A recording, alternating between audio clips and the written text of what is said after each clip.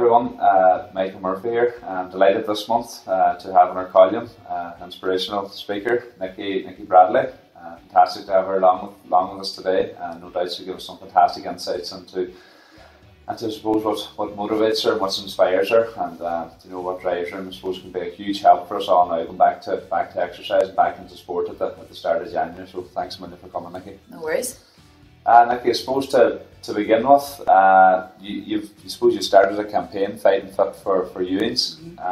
Can you give us a small bit of a background into it, or yeah, no worries. So Fighting Fit for Ewings is an awareness campaign to raise awareness for both Ewing sarcoma, but also to kind of highlight the importance of exercise for rehabilitation. I set it up in 2013 when I was given news that I was going to remain on crutches for the rest of my life. So I knew that I had to do something big to kind of just to get out there and to get living again for myself as much for other people. So set up the campaign and decided it would be primarily involved around fitness to start with, and I'd go from there. So once I kind of honed in on what it would be set around, it just exploded then. And we started doing various types of challenges very quickly, and I used myself from day one as kind of as an example to others, because I think I can't really encourage others to do things if I'm not prepared to do them myself. So everything that has been done has been based around my own abilities, and even my weekly training is all adapted to suit me and the fact that I've had a hip replacement. So Nikki, in terms of, I suppose, the challenges and experiences to date, what has been some of the more enjoyable and most demanding types of challenges you've come across so far? Well, I think the first challenge was the most memorable and most challenging for many reasons. The challenge itself was climbing Muckish Mountain. I didn't know what to expect. It was the first challenge I'd done. My level of fitness wouldn't have been where it is now, and the fact that we got lost all kind of helped make it a really good challenge. Muckish, I believe, takes about an hour to do, depending on your fitness levels, I suppose. For us, it took about 6. So you can imagine that was tough going. That was 6 hours of constant trekking with my 2 crutches. I have lovely, hard wearing crutches at the moment, but the ones I had at the time were the standard ones from the hospital. So the little rubber piece at the bottom kept getting stuck in the marshy ground. So how does that work then?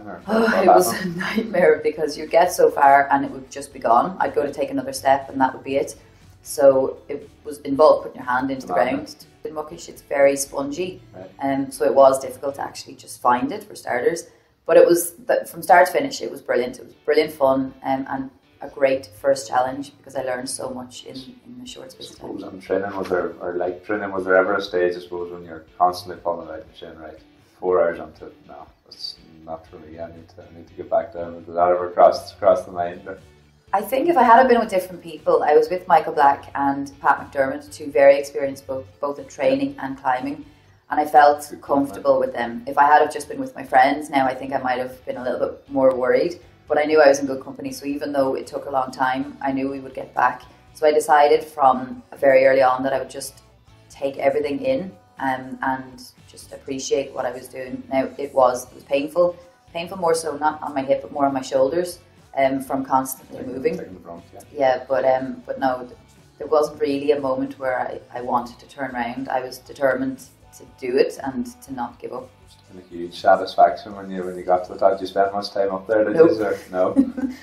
Because the weather was so bad, there was anytime the cloud dispersed, it was just enough time for us to find where we were. There was no time to actually look at the view. So once we got to the top, it was pretty much, right, let's get back down as soon as we can, kind of things. Have you come across any others? Well, there's been a few. I've tried a few different things. I've tried a bit of rally driving up actually at the back of Muckish, which was fun. My most recent and I suppose most rewarding was an abseil off FANAD Lighthouse. That was brilliant, and it was nice to be able to say I was the first woman to ever do that. That was nice because I used it as a moment to just reflect on how far I'd come from 2013 when I started the campaign.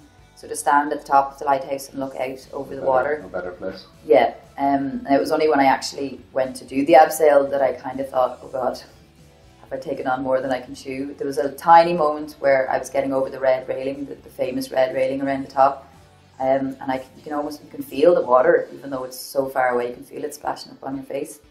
And I did have a moment where have I said yes to something that I maybe shouldn't have. But no, as soon as I kind of got to the comfortable part, that was it. We did it 3 times, so that kind of shows how much fun it was, and I would have done it a lot more if I got away with it. You got away with it. In terms, I suppose, now going on into the future, I suppose no doubt, judging by how rewarding and how, I suppose, satisfying, the satisfaction that you've got from your challenge to date, is there anything, I suppose, upcoming now that you're really looking forward to, or I suppose going to challenge yourself with? We were on Sunday just gone. We were planning on going to Muckish again and heading towards the caves to climb up an abseil back down. Fortunately, the weather got the better of us again, but that is definitely on the cards for this month. Either that or another similar challenge, which will involve a lot of ropes going from one rock to another and nothing below you except for the sea. So that will be fun.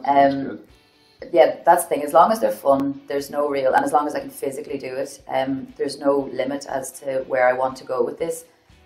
We have talked about, myself and a couple of guys have talked about possibly going to Iceland to attempt to climb a glacier. Now that would be very challenging, simply because of lack of grip, and the more I have to think of more for stuff like that. But I love that. I'll relish that challenge if that happens.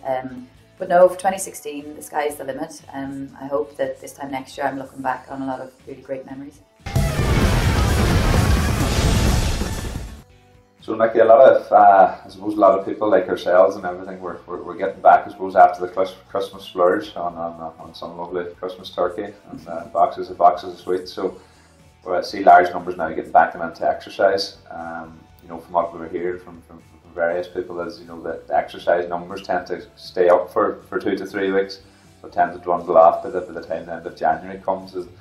I suppose, based on what yourself and the longevity of all your exercise, is there any tips or hints, I suppose, you can give people to continue an exercise, to try and to just keep it going steadily throughout the year, without, I suppose, maybe the willingness to drop off? Well, the first thing I would say is don't just go to anything because you feel guilty. I think the reason that I've noticed it in classes as well this month, that they're just overflowing. And I think it's down to guilt. Like I myself, I know I ate way too much at Christmas, and I'm starting the year feeling guilty. But if you just go to anything, maybe because your friends are going, you're less likely to stay with it because maybe it's not a good fit for you. So it took me a little while to find a class that I liked, and I did leave other classes and join different ones until I found something that worked for me.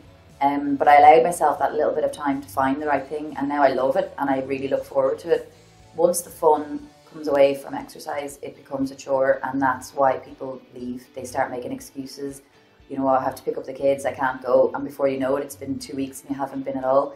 So I think if you can just find that one class or that one trainer or somebody that is the right fit for you, that should be the recipe for success. So I suppose enjoying is what you're saying is a huge motivation. I suppose you'd have to tend to agree with that.